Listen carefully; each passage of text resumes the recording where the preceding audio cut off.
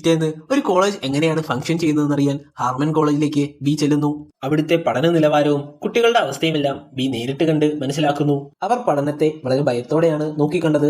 പഠനമൊഴിച്ച് വേറൊരു കാര്യത്തിലും ഏർപ്പെടാൻ അവർക്ക് അനുവാദമുണ്ടായിരുന്നില്ല. എന്നാൽ അവരുടെ അവസ്ഥ തന്റെ യൂണിവേഴ്സിറ്റിയിലെ കുട്ടികൾക്കുണ്ടാകരുതെന്ന് ബി ആഗ്രഹിച്ചു. ഹാർമൻ കോളേജിലെ അവസ്ഥ ബെന്നുമായി സംസാരിക്കുന്നു ബി. ഈ നാട്ടിലെ എഡ്യൂക്കേഷൻ സിസ്റ്റം വളരെയധികം മോശമാണെന്ന് ബെൻ പറയുന്നു. എന്തെന്ന് വെച്ചാൽ കോളേജ് ഒരു സർവീസ് ഇൻഡസ്ട്രി ആണെന്നുള്ള കാര്യം ആളുകൾ മറക്കുന്നു. അതായത് കോളേജിൽ പഠിക്കാൻ വരുന്ന കുട്ടികളെല്ലാം പണം നൽകിയാണ് പഠിക്കുന്നത്. അവർ പണം നൽകുന്നത് ഒരു കോളേജ് എക്സ്പീരിയൻസിന് വേണ്ടിയാണ്. എന്നാൽ കോളേജുകാർക്ക് അത് നൽകാൻ സാധിക്കുന്നില്ല. അതുകൊണ്ട് തന്നെ ഇവിടുത്തെ എഡ്യൂക്കേഷൻ സിസ്റ്റം വളരെയധികം മോശമാണെന്ന് ബെൻ അഭിപ്രായപ്പെടുന്നു. എന്നാൽ സൗത്ത്ഹാമിലെ കുട്ടികൾക്ക് അങ്ങനെ ഉണ്ടാകരുതെന്ന് ബി ആഗ്രഹിക്കുന്നു. അതിനാൽ തന്നെ അവർക്ക് എന്താണ് വേണ്ടതെന്ന് അവരോട് തന്നെ ചോദിച്ചു മനസ്സിലാക്കാൻ ബി തീരുമാനിക്കുന്നു. അതിനുവേണ്ടി ബി ആദ്യം തന്റെ കൂട്ടുകാരുടെ അഭിപ്രായങ്ങൾ തേടുന്നു. പലർക്കും പലതരത്തിലുള്ള അഭിപ്രായമായിരുന്നു അതിന്.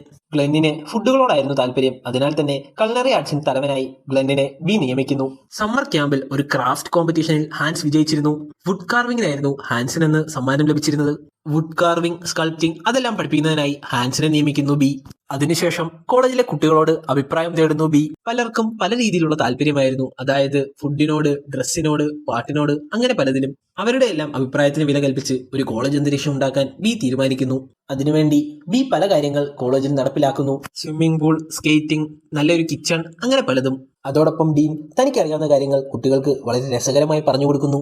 കുട്ടികളുടെ അഭിപ്രായങ്ങൾ ഒരു വലിയ ബോർഡിൽ അവർ എഴുതി വെക്കുന്നു. ഇതെല്ലാം ഒരു കരിക്കുലമാക്കാൻ ബി തീരുമാനിക്കുന്നു. പെട്ടെന്ന് സൗത്ത്ഹാം യൂണിവേഴ്സിറ്റിയിലേക്ക് ആംബ്രോസ് കടന്നു വരുന്നു. ഹാർമൻ കോളേജിന് സൗത്ത്ഹാം യൂണിവേഴ്സിറ്റി ഇരിക്കുന്ന സ്ഥലം വാങ്ങാൻ ആഗ്രഹിച്ചിരുന്നു. അതിനുവേണ്ടിയാണ് ആംബ്രോസ് വന്നത്.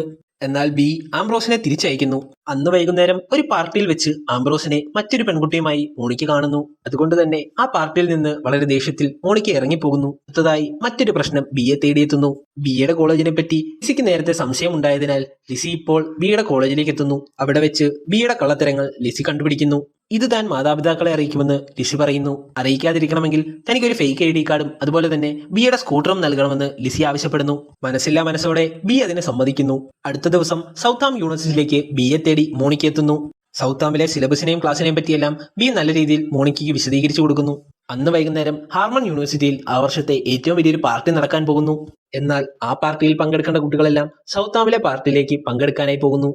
ഇത് ആംബ്രോസിനെ വളരെയധികം ദേഷ്യത്തിലാക്കി. സൗത്ത്ഹാമിലേക്ക് കയറി ചെന്ന ആംബ്രോസിനെ വളരെയധികം പരിഹാസവാനാക്കി ബി മടക്കി അയക്കുന്നു. ഇതോടെ ബിക്ക് ഒരു പണി കൊടുക്കണമെന്ന് ആംബ്രോസ് തീരുമാനിക്കുന്നു. അടുത്ത ദിവസം ആംബ്രോസും കൂട്ടുകാരും ചേർന്ന് ഷ്രേഡറിനെ തട്ടിക്കൊണ്ടുപോകുന്നു. ഷ്രേഡറിന്റെ പക്കൽ നിന്ന് സൗത്ത്ഹാമിനെ പറ്റിയുള്ള എല്ലാ വിവരങ്ങളും അവർ കൈക്കലാക്കുന്നു. ഷ്രേഡറിന് നല്ല രീതിയിൽ മർദ്ദനമേറ്റതുകൊണ്ട് ഷ്രേഡർ ബിയുമായി പിണക്കത്തിലാകുന്നു.